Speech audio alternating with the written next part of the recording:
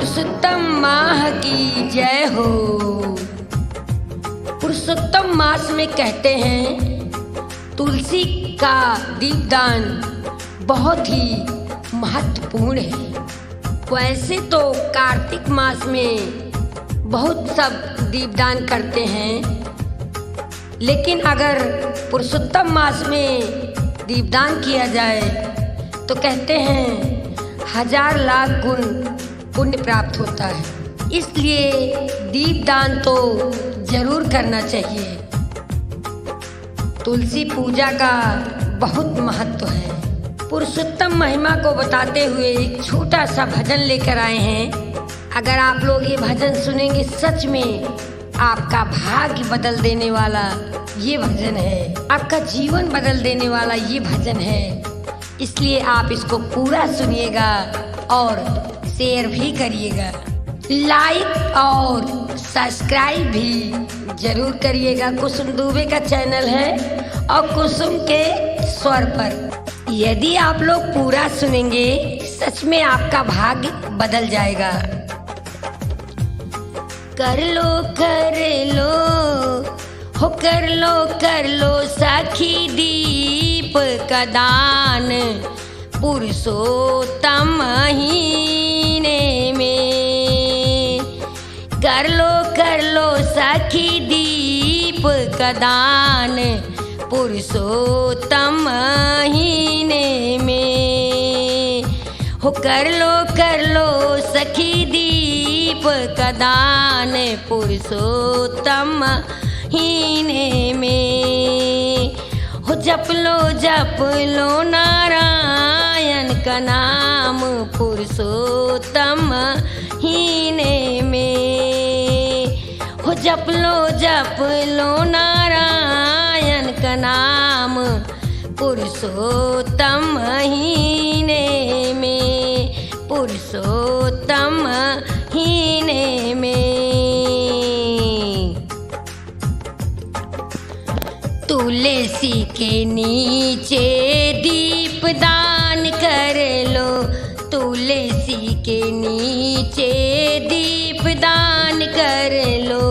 पीपल के नीचे दीपदान कर लो, पीपल के नीचे दीपदान कर लो। पीपल के नीचे दीपदान कर लो। कर लो रे ठाकुर देवाल पुरुषोत्तम महीने में। कर लो रे ठाकुर देवाल पुरुषोत्तम महीने में। हो कर लो रे कर लो सखी दीप का दान पुरुषोत्तम महीने में, पुरुषोत्तम महीने में। हो जप लो हरि का नाम पुरुषोत्तम महीने में, पुरुषोत्तम महीने में।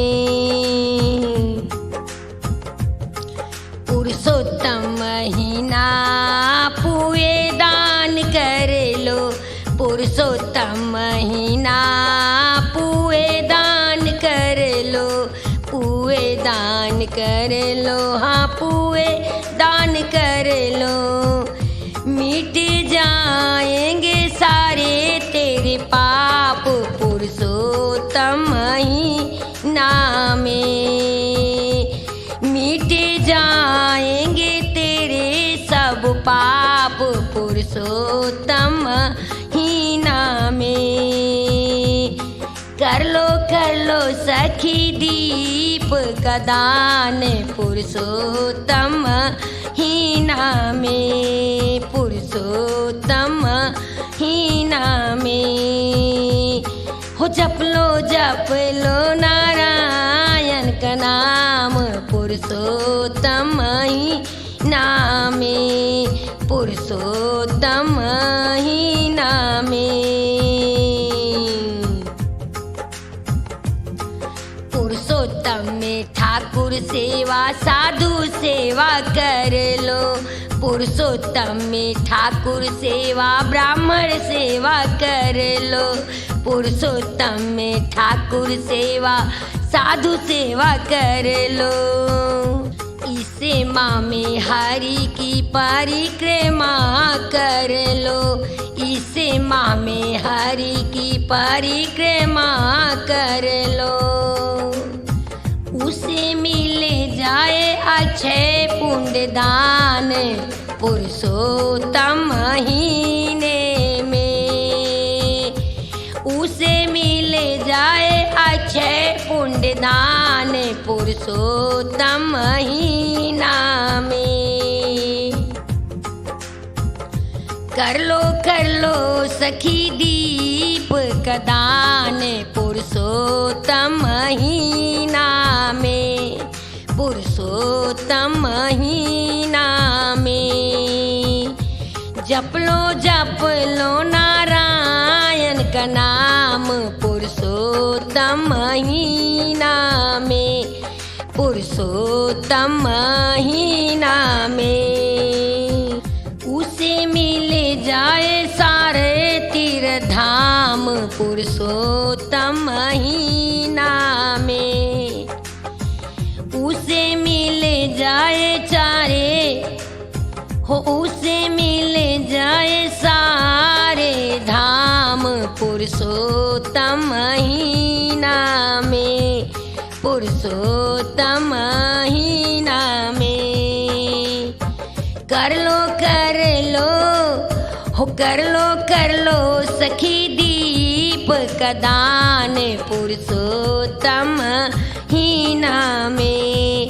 पुरुषोत्तम महीना में जप लो हरि का नाम पुरुषोत्तम महीना में।